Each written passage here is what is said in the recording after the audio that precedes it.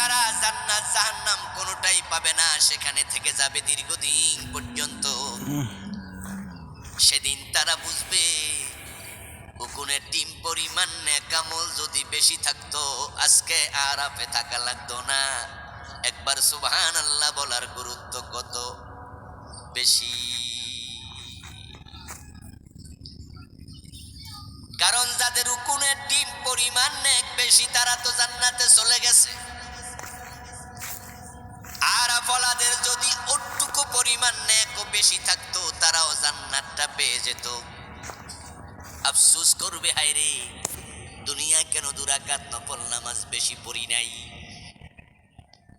লা ইলাহা ইল্লাল্লাহ জিকিরটা একবার কেন বেশি করলাম না, সুবহানাল্লাহ আলহামদুলিল্লাহ এই জিকির যদি একবার বেশি করতাম আজকে আরাফে থাকা লাগতো না।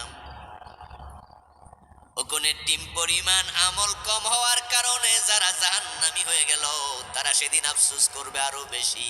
যদি উকুনের ডিম পরিমাণ বেশি আমল থাকতো তাহলে আজকে জাহান্নামী হওয়া লাগতো না।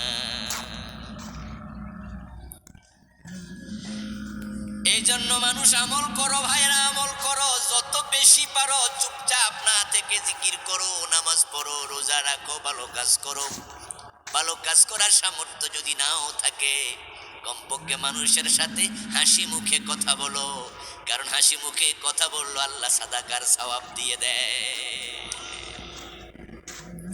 রাস্তার মাঝে কলার সিলকা পড়ে আস, হেঁটে যাচ্ছেন, পা দিয়ে ধাক্কা দিয়া কলার সিলকাটা রাস্তা থেকে বাইরে ফেলে দেন।